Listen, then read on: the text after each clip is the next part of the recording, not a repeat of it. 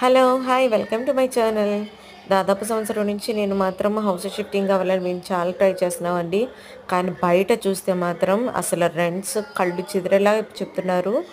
వామ్మో! ఏంటండి ఆ రెంట్స్? మనకి కనీసం ఏమన్నా గవర్నమెంట్ ప్రొవైడ్ చేస్తే బాగుండనిపిస్తుందండి. ఎంత ప్రొవైడ్ చేసినా ఇప్పుడు ఒక హౌస్ కన్‌స్ట్రక్ట్ చేయాలంటే లక్షల్లోకెళ్ళిపోయింది. హౌస్ రెంట్స్ చూస్తుంటే భయంకరంగా ఉన్నాయి. ఒక సామాన్య మానవుడు బతకడానికైతే మాత్రం ఇటు చాలా కష్టంగా అనిపిస్తుంది. ఎందుకంటే మనం సంపాదించిన దానిలో 50%, 50% కాదు 30% మనం ఇంటికే పెట్టేస్తున్నామంట రెంట్‌కి. మిగిలింది మనం భోజనాలకని గానీ, ఇది ఇంట్లో సరుకులకని గానీ, దాన్ని మన బయటికి ఏదన్నా వెళ్ళి చిన్నగా ఏదైనా పర్చేస్ చేయాలన్నా భయపడుతున్నాము. ఎందుకంటే హౌస్ రెంట్ మాత్రం కరెక్ట్‌గా టైంకి పడిపోవాలి. కానీ మన ఆకలిని చంపుకొని, మన అవసరాలని చంపుకొని బతుకుతున్నట్టు అనిపిస్తుందండి. మనకేమో బయట ఉద్యోగాలను లక్షలు ఎక్కడ ఇచ్చేయట్లేదు. కనీసం 15,000 జీతాలు కూడా ఇవ్వట్లేదండి.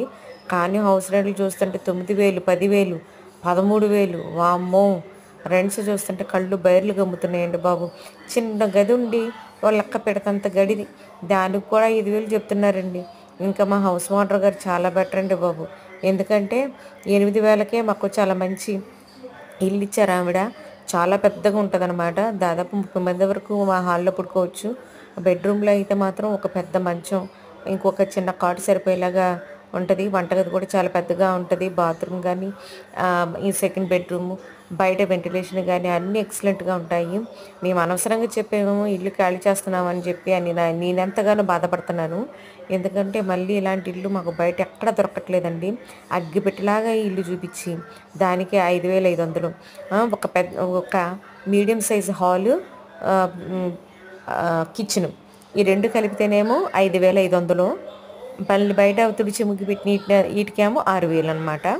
అండ్ మళ్ళీ ఒక బెడ్‌రూమ్ వచ్చి కిచెన్ అలా ఇస్తే అదేమో 7,500 అంట.